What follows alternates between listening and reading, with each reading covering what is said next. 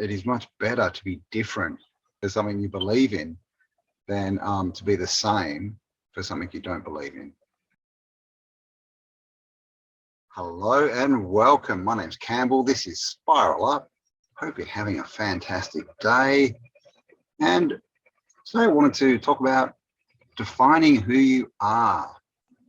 You know, we tend to go through life, and most of the ways we define ourselves are actually given to us, given to us by school, by society, the movies, all these kind of things, peer pressure, tradition, all these different things, ways to define ourselves. But what most of these ways aren't, or what they're not, is us.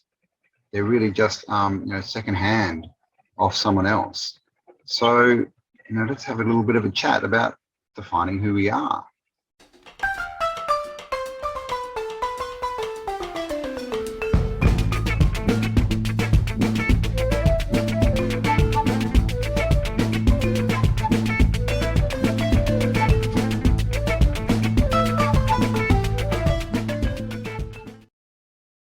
Now, when I was growing up, I think I was about 12 or 13, and when I sort of came across, the concept of morals and ethics and what they really were. And I remember thinking, why wasn't I taught that, morals and ethics? Because I kind of, I defined it as a religious thing. And as I got older and thought about it, of course I was taught morals and ethics, but they were taught through actions. They weren't, things that were given to me as this is who you should be, this is how you should live, blah, blah. Obviously things like be nice, be kind to people, be kind to animals, all these things, but it was never formal. And so what happened is, I had to sort of think about my morals, what were they, and my ethics, and sort of go inside really and assess what I believed was the right way to live. And through that, I came up with my own, sort of set of morals, not too formal, but you know what I mean? We all sort of come up with the kind of person we want to be and how we want to live our lives and what kind of a mark we want to leave with other people and, on the world in general. And so, the link between that for me is, when I was, growing up, I wasn't formally taught, ethics or morals, in a standard sort of educational format, but I was taught through, just watching my parents and watching other people and how they acted and through, little bits of information. And I think that's how we need to define ourselves, because if I had gone to a formal religion or a formal whatever school spiritual teaching where there were certain morals and ethics that had to be adhered to, because the thing is, morals, ethics don't, they're not always ethical, are they? So when you're given things you have to be as your morals and ethics, they're not yours, but people take them on and they start to define themselves as that. And to me, that's a problem, because that's becoming someone that you aren't necessarily, right? So a lot of these, obviously think morals and ethics could be good, but some of them could be bad. And we know that throughout history, all these morals and ethics and belief systems that have been given to people, a lot of them are given, to cause harm. And I think that's, the problem with everything in this world, right, is just in general, we always tend to look outside for, at least for confirmation, if not for, answers and for the rules, right? How we should live, what should we do? How do we conquer this situation? And instead of going inside and asking and trusting and believing our intuition, right? Our intuition, the tuition, which is teaching, right? So the teaching from within, better than school tuition.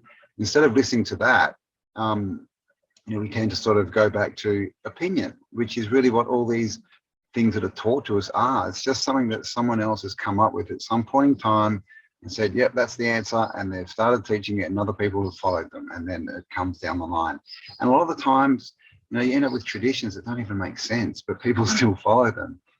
So, how are we defining who we are? Are we defining who we are based on the outside world, on how we think others will perceive us?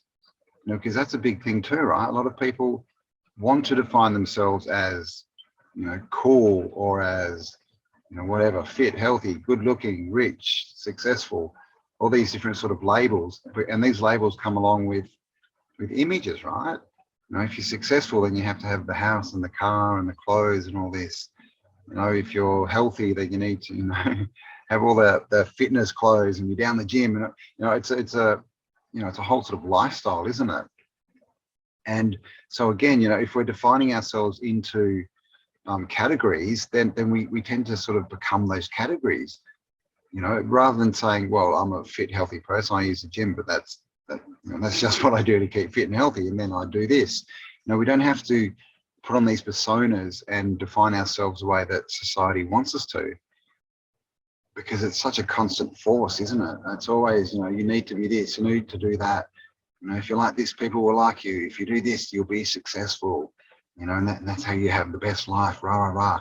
But then when you look at people when they're older who'll follow these rules and these suggestions, most of them aren't that happy. I'm not sure how well I've done with this topic. I think I went sideways a bit, but I really just want to get the message across that we need to define who we are, because if we don't know who we are, then we don't know how to react to situations or act. Really, we should be acting in situations, not reacting. But the main thing is to make sure that the way you define yourself is coming from within you, and not from without, and that it's your thoughts, your values, your ethics that create the person that you want to become, rather than what society tells us to do. Because this has been going on, forever, and subliminally, right? Subconsciously, it goes in, and they say, when we're children, we need to do this, and what are you going to be when you grow up? All these kind of things. And when people say, what are you going to be when you grow up? We could have answered, I just want to be happy, or I want to have fun. And they probably would have said, oh, that's not the right answer. But at that point, I know we're kids, but at these points, we always get to choose. What are we going to do? We're going to stay with what we believe and the way that we define ourselves, or are we going to bend to the way that other people say that we should define ourselves? Because this happens all the time, right? In life, it's again, like this constant pressure of we should do that, we should do this. And I think, in the last couple of years, it's come out a lot. A lot of us have had to step out and say things that are different, say things that are controversial, right? Say things that are different. And this is how we define ourselves. And of course, when we do that, society comes back and defines us with something different, right? We're anti, all this kind of stuff, which, isn't true. It's just, again, something they've been told to repeat.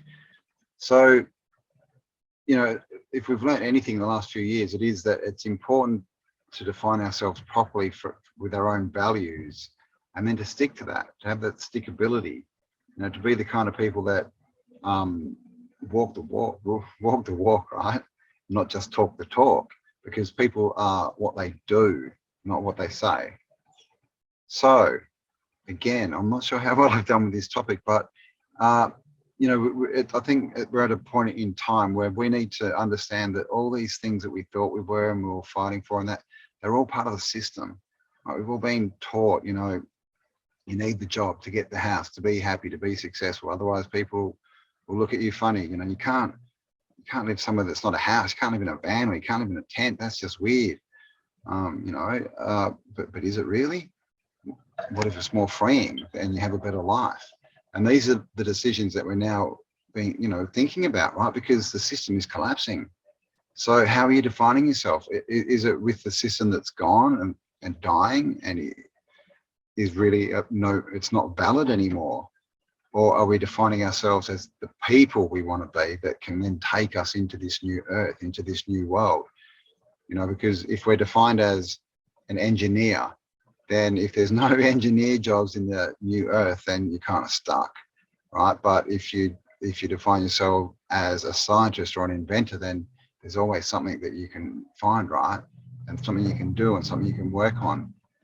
But more than that, we should define ourselves as intelligent and smart, right? Then we can always learn and always change and do what we want. But so there we go. Yeah, I don't know what I did, but I just want to get across the point that it's very important to define who we are based on what we believe is the right way to live life, not based on the outside world. And when we do that, we need to have the gumption, right? The backbone, whatever you want to call it, to stick to our guns and to stand up for what we believe is right, because that's obviously what we define ourselves as. It's always as what we believe is the right way to live. And if it is the right way to live, then we should never be bending that.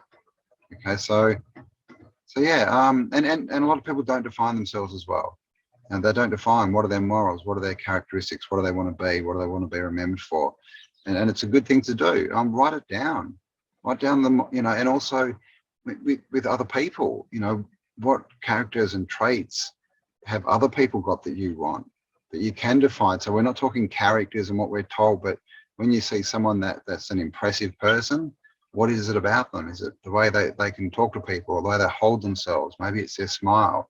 And then you can work on bringing a bit of that into you, right? Obviously with your own spin on it.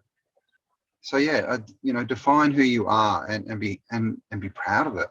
Stand in that power and understand that it is much better to be different, and different for a reason, because you believe it, you know, something to be different for something you believe in, than to be the same for something you don't believe in.